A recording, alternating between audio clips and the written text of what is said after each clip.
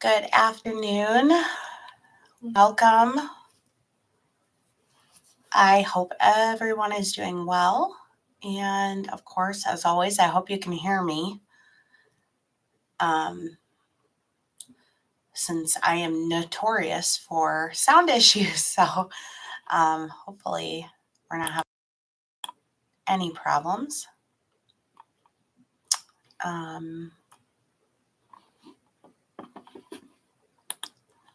Just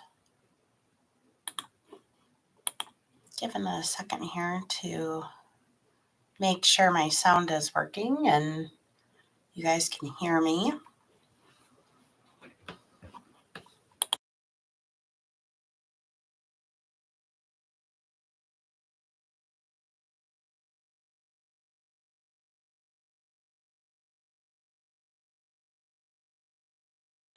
Okay.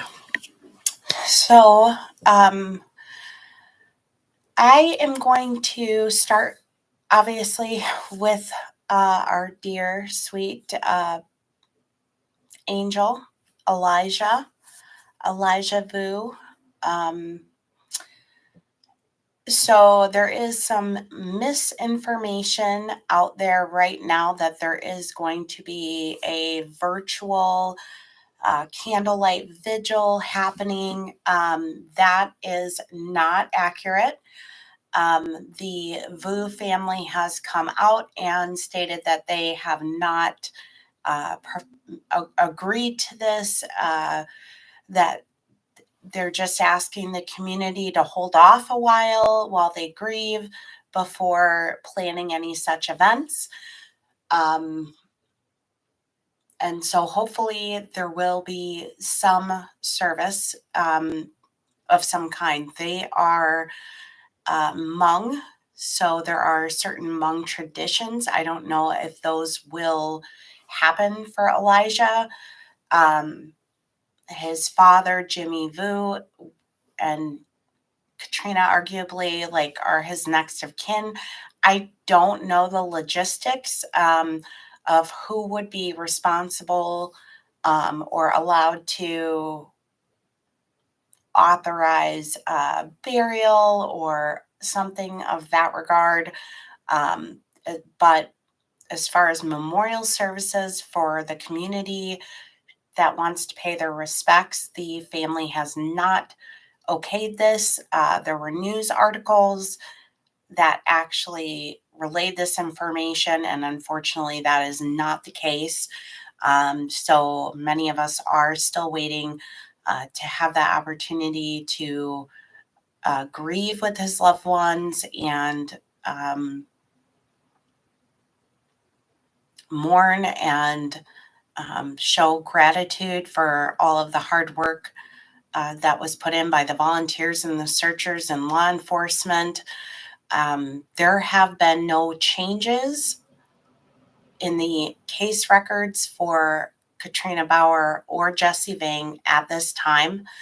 There have been extensions for appeals regarding Jimmy Vu's case, but no, he's been extending his window to appeal that decision for some time. But as of right now, there's no record of upgraded or new charges having been filed. I imagine if they did that, they would promptly schedule a press conference to let the public know about that. So we still are waiting to figure out that information. I am part of many groups and chats, and I'm pretty shocked at the response I've been seeing. I have actually seen many conversations where all of the blame is being put on Katrina Bauer, and people are thinking that Jesse, maybe he didn't have anything to do with this. Maybe he was just her pawn. And Jimmy must be innocent of all of his charges because she's a liar and she made this all up. And that's been really upsetting to me. on a lot of levels because I believe accountability is broad in this case. And I want to be really, really clear, and I am hoping to obtain a copy of the transcript of the actual trial. But I want to be very clear about something here as it relates to Jimmy's case. And that was in Outagamie County. And there's a few, so sorry. Just bear with me a quick second. Just want to make sure. Okay. Now, let me be clear about this. Jimmy Vu had, at one point, there were 13 charges against Jimmy Vu in the case that he is now serving time for. I will say, let's see, okay, count 1, battery with a domestic abuse modifier. He was found not guilty at jury trial. Count 2, disorderly conduct, misdemeanor with a domestic abuse modifier. He was found not guilty at trial. Count 3, strangulation and suffocation, felony, found not guilty at jury trial. Child abuse, count 4, child abuse, high probability / great harm, felony. He was found guilty at a jury trial. This is not a crime that he was found guilty of against Katrina. This is a crime where he was found guilty for harming a child, okay? One of his kids. So let's be very clear that a lot of the charges he was found now guilty of were the ones that pertained to Katrina. So he was sentenced to 5 years in state prison, 5 years extended supervision.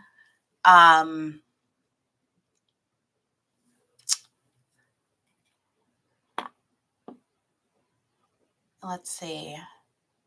He is to not have contact with victim KB, that would be Katrina, her family, her residence, or any of his 6 children without prior approval of the probation agent and ordered by family court.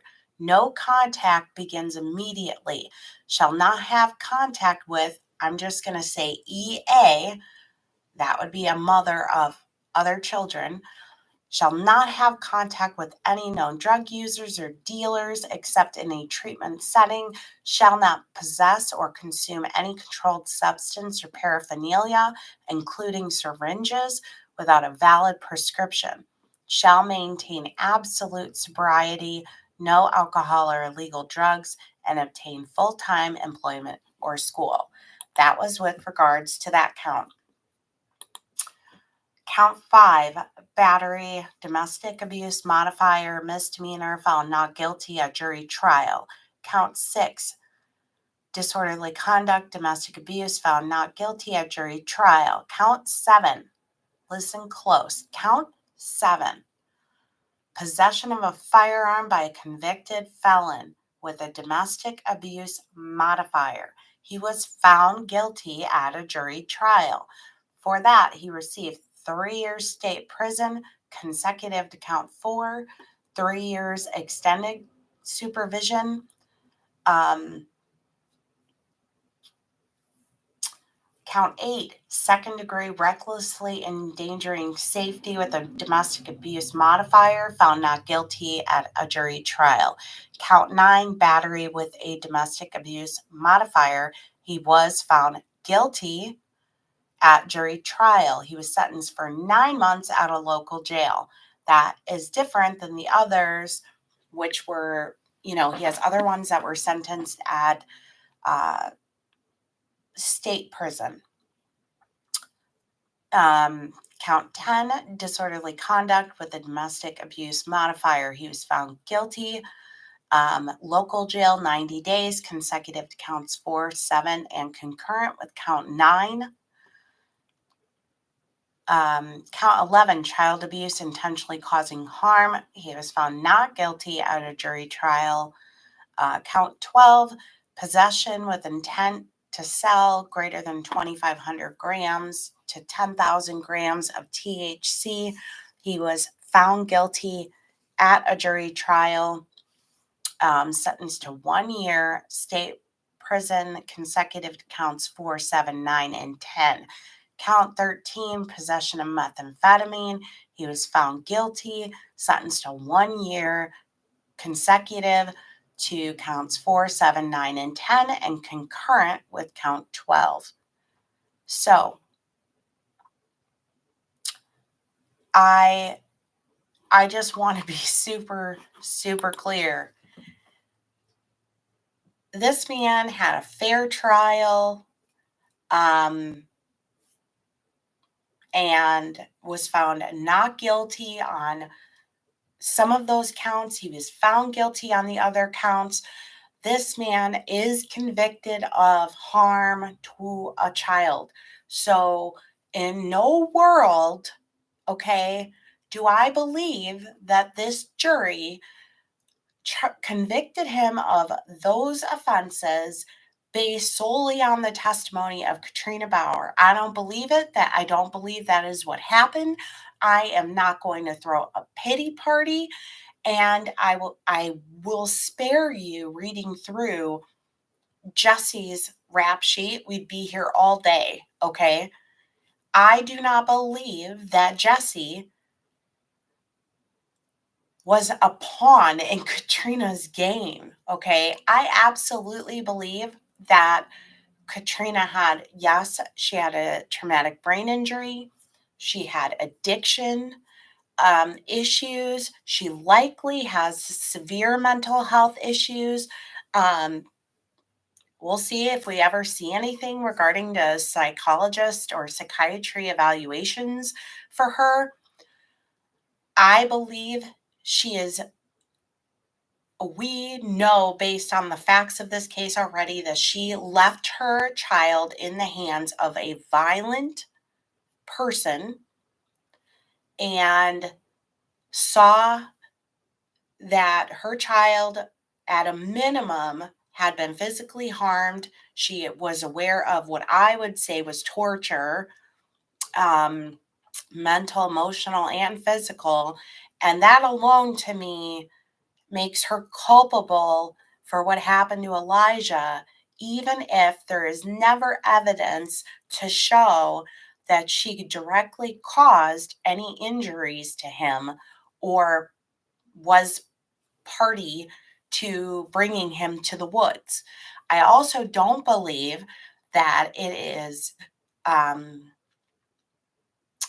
that this property, that neighbor's property that Katrina used to live in, that has past history of being owned by the Vang family, a Vang family member, I do not believe that some random stranger decided to abduct Elijah, harm him, and leave him there. It's just ridiculous. And so whether or not, to me, in the real world, they can connect the dots for Katrina after she left him there as having any more involvement, to me doesn't matter. Because what she did when she saw her son bruised, injured, blindfolded, basically being waterboarded, the being forced to stand and pray, the games that were played with toys, food, um, toileting, with a diaper, things like that. All of those things to me make her culpable for what happened to her son. Period. I if I was on that jury, I could send her away for the rest of her life and sleep at night just based on that information. I could. I won't be sitting on that jury. Um, but to have the delusion that she, on her own accord, took her son back from this violent offender, and she did this all by herself, and Jesse didn't know anything about it, and he's just this innocent pawn, is it's just ludicrous to me. It's crazy.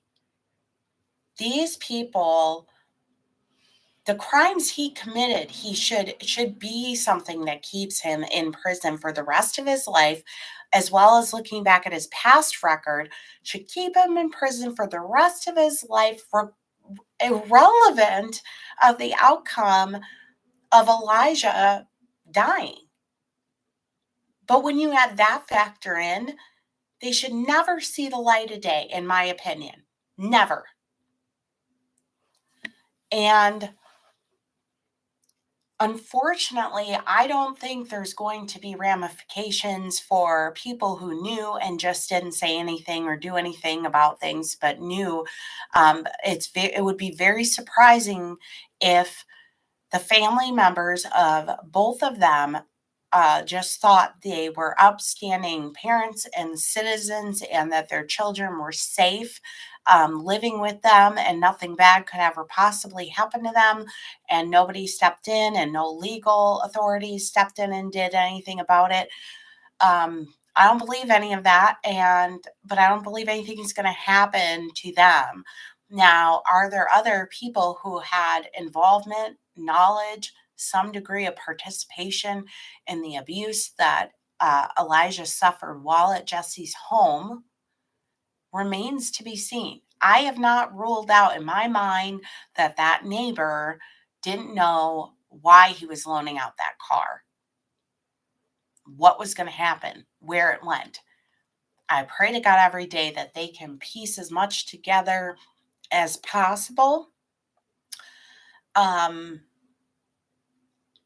it, it's going to be, if it goes to trial, it will be heartbreaking and gut wrenching. And I thought about a lot in the past week or so about Elijah, and I thought about Sebastian Rogers, and I thought about a lot of the missing cases, especially the ones that get the most coverage. And what occurred to me is the ones that seem to become the most high profile are the ones where it seems like the general public ends up loving and falling in love with your loved one more than their own family.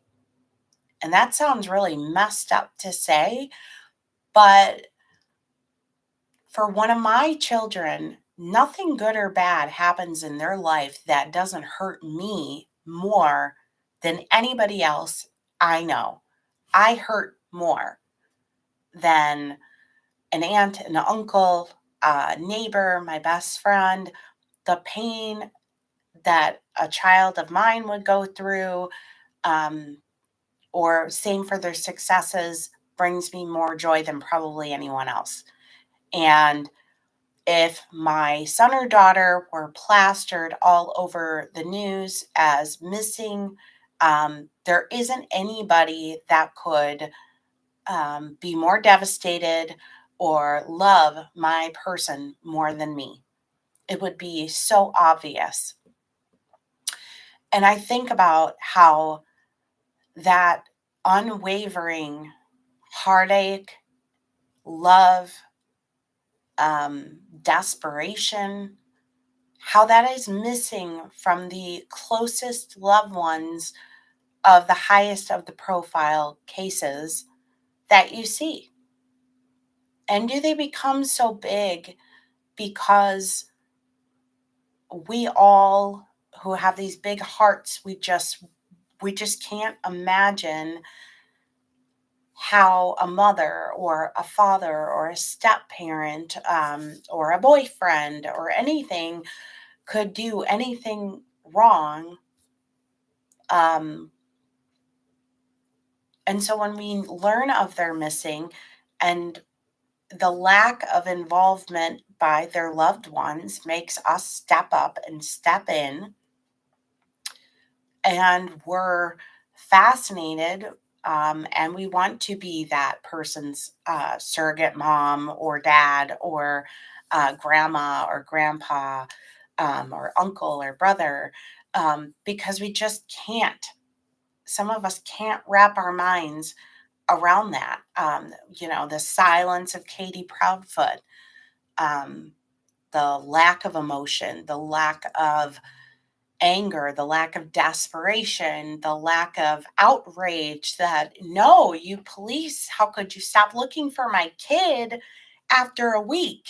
How could you do this? This is my baby. I'm going to bust the walls down of the sheriff's department and make somebody listen to me because my baby is gone. How? I watched the case of Madeline Kingsbury out of Minnesota, went missing, and her sister, watching what she did, I mean, she immediately took to TikTok, and not in a TikTok Tony kind of creepy way, in a help me every single day that her sister was missing, was on there. I'm still looking. This is where I'm looking. She's still missing. We need help. And thousands of people rallied in this Minnesota town, Winona, to find her. And that love and that, the, the heartache was just so evident, and that she's just out there every single day fighting. And I look at Elijah and I just think to myself, who was fighting for him? Who was fighting for this beautiful baby boy, for her beautiful daughter? I mean, how could our system want to reunify children into these environments and then maybe visit for a month and walk away? I just don't understand it. They were just led to be slaughtered. It's heartbreaking. We don't know who took Sebastian. I don't believe Sebastian left on his own, but it's been so clear the lack of trauma, the lack of desperation and devastation has always been missing from the people that you should hear it from the most. It's been missing. I look at Tara Jane Sullivan and her case that not a lot of people know about it, but I don't think her family's involved, but it's like, I don't see anybody pleading. Nobody's been looking. It happened. Our loved one went missing, and then what? What happened? Where is the outcry in some of these cases from the families? Like, how can you have somebody go missing in your family and you just carry on with life?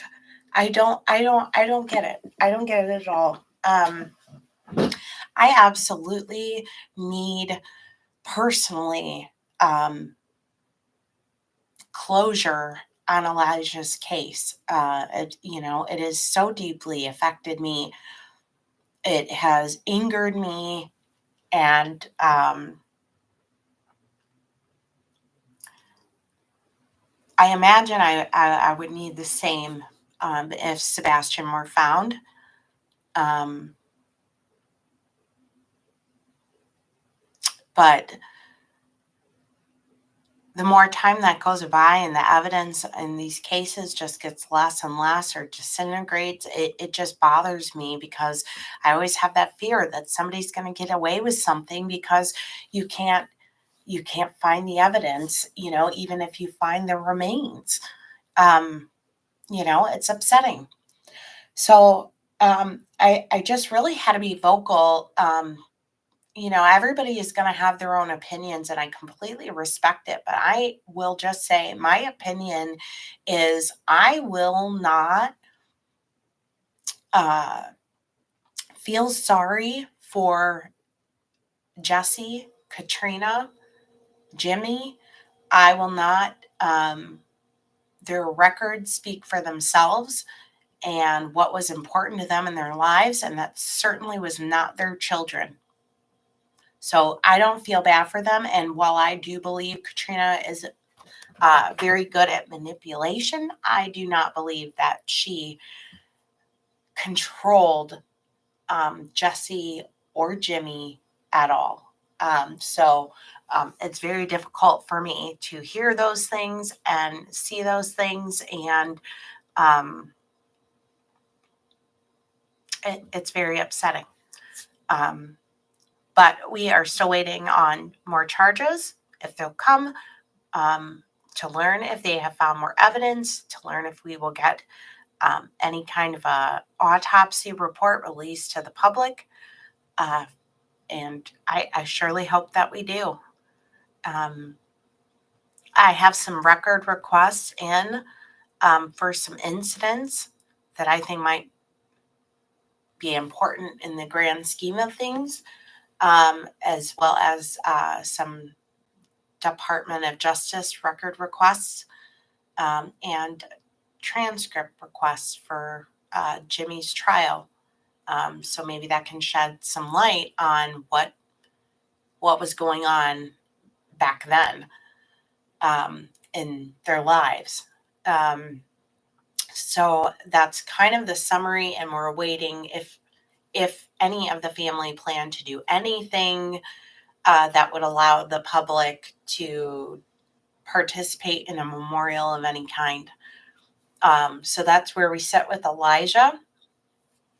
I think everybody knows where we sit with Sebastian.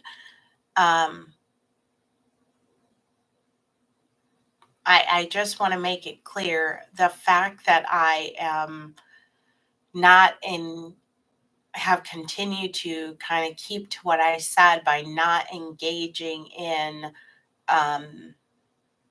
the salaciousness of the things that are going on in social media world as it relates to Sebastian, does not mean I don't care, and that I don't want him found. But at the same time, I am not an entertainer. So some channels' purposes might be sheer entertainment, and they're very good at that, and I'm not. So, and as I've said many times, I can't just create things, create content, and make things up just so I have the content. So, in my mind, the whole scope of the lack of search and investigation and actual anything of relevance coming forward in Sebastian's case, I don't think there's anything new. I don't think there's anything of value. And further, I have seen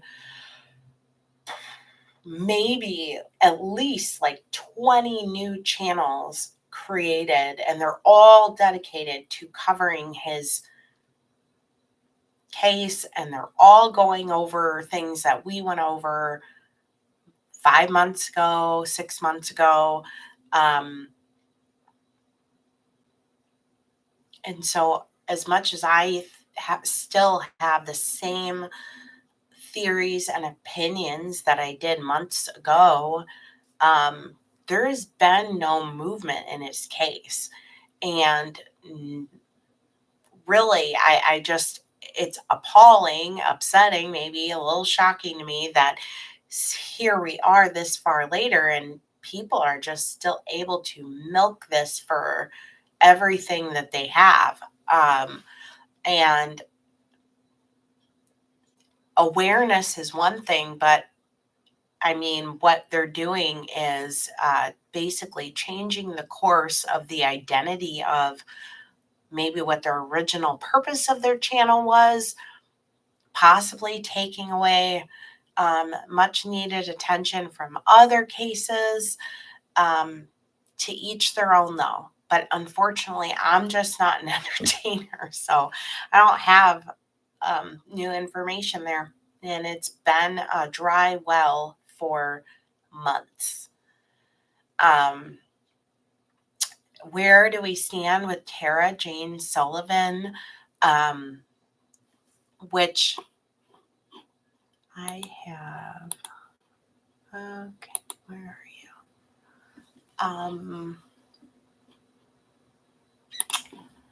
For everybody to be clear, Tara Jane Sullivan, 47-year-old white female, reddish brown hair, brown eyes, 5'7", 128 pounds. She went missing from Weston, Wisconsin.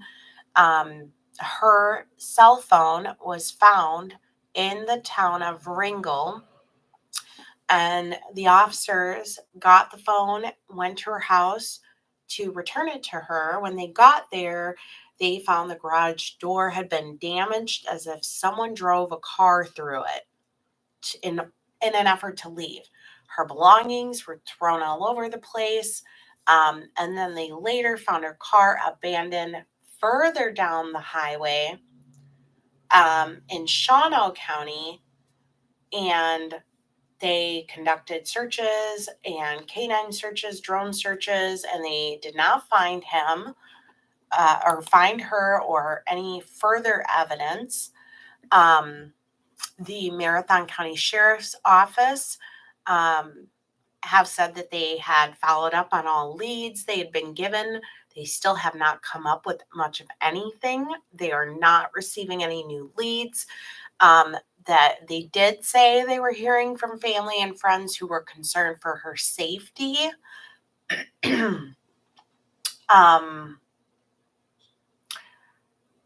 But there is very little to go on. Now,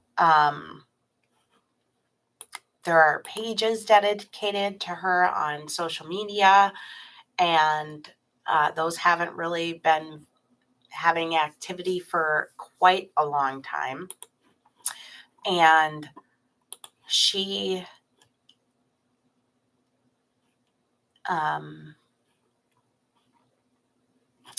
let's see what they have. The April 17th, 2023 was the last date missing.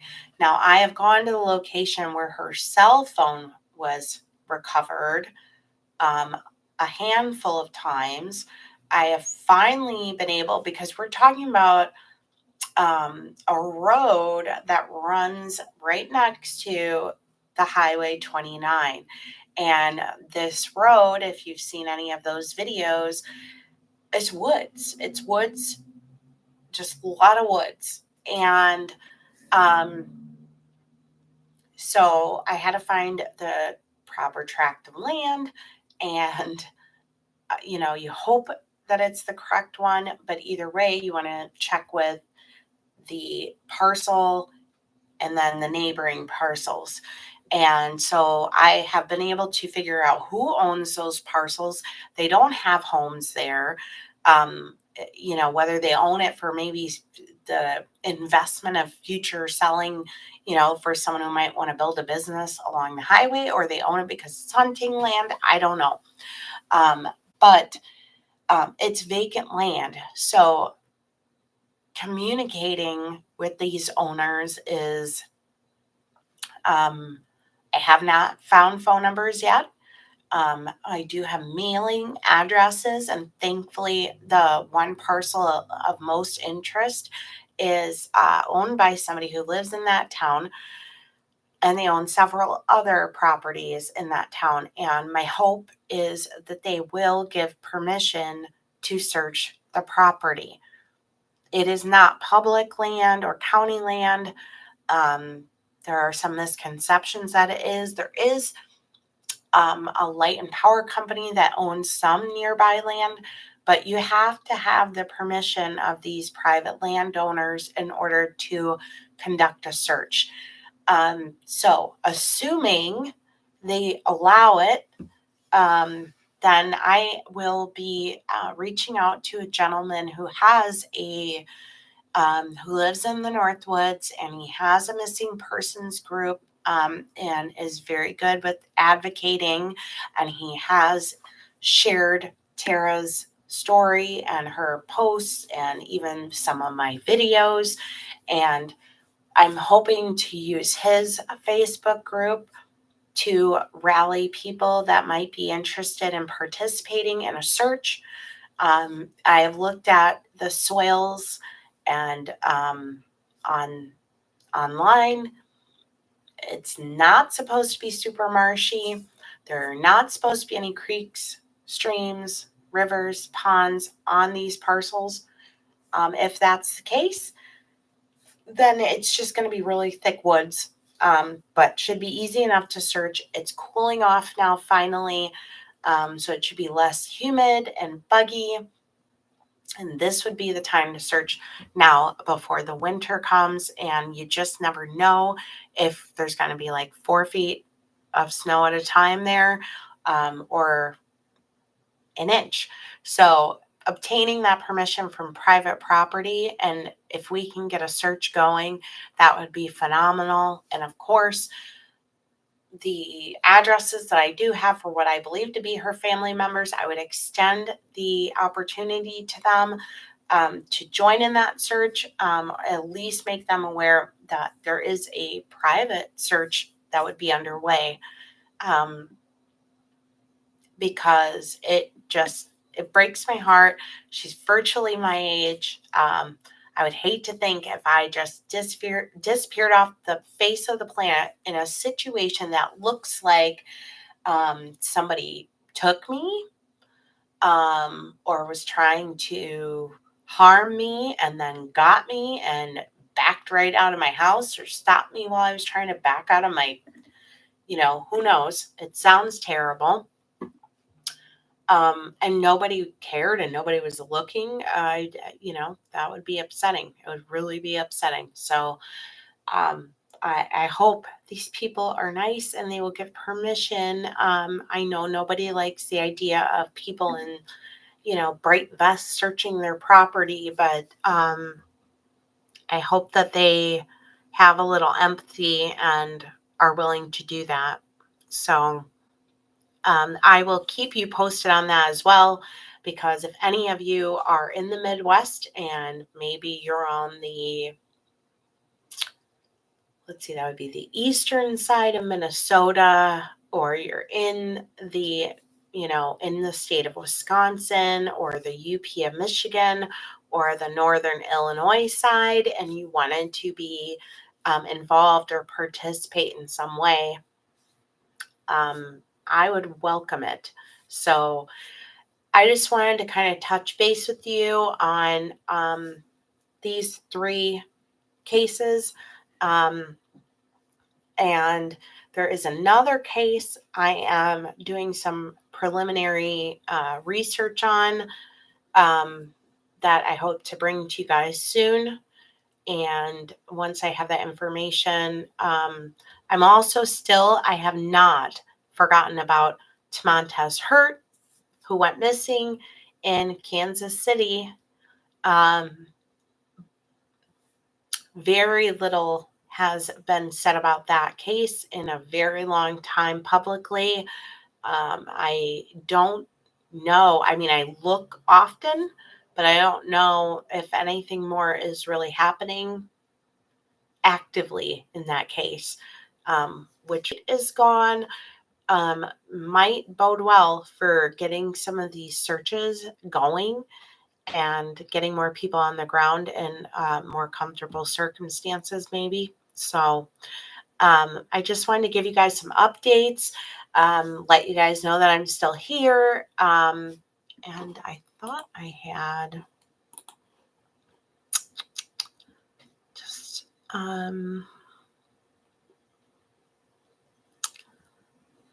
and I will be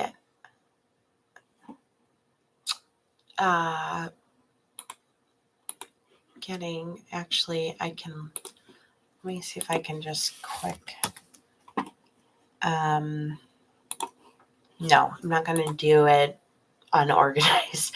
I will be bringing you some updates on the Ralph and Wanda, Ralph Sudduth and Wanda case, where the police were called there for a domestic violence incident, and they found the children barricaded in a cage in the closet.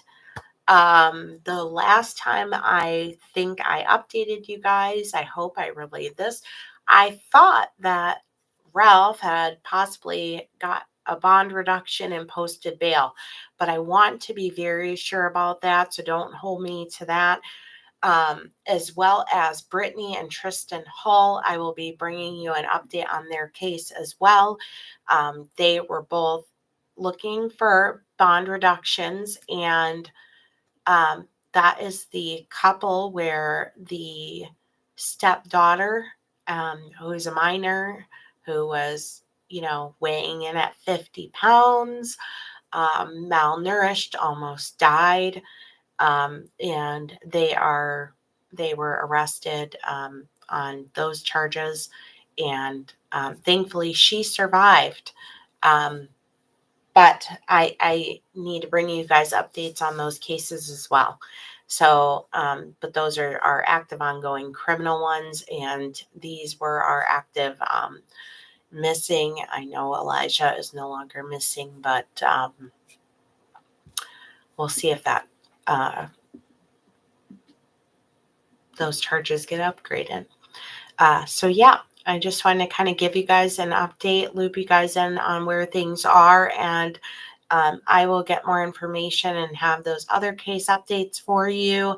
And as most of you know, I organize everything I do in playlists. So if you go under the playlist, all my lives, all my pre-recorded videos, maybe anything I did on site, I tag everything and put them all in their playlist. So like this one will end up in 3 playlists: Elijah's, Tara's, and Sebastian's. And so if you don't have the full scoop on a case that I might be covering, the odds are you can go into the playlist. You could probably go backwards.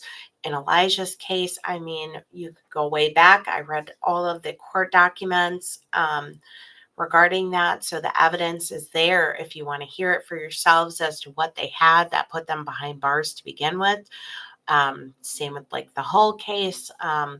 So please feel free to go into those playlists and go backwards if you need to maybe see where some of these cases are. And I will leave it at that. I appreciate all of you tuning in. And for those of you on the replay, I appreciate all of you, and feel free to leave me some messages or comments, and I will talk to you guys soon. Have a great day.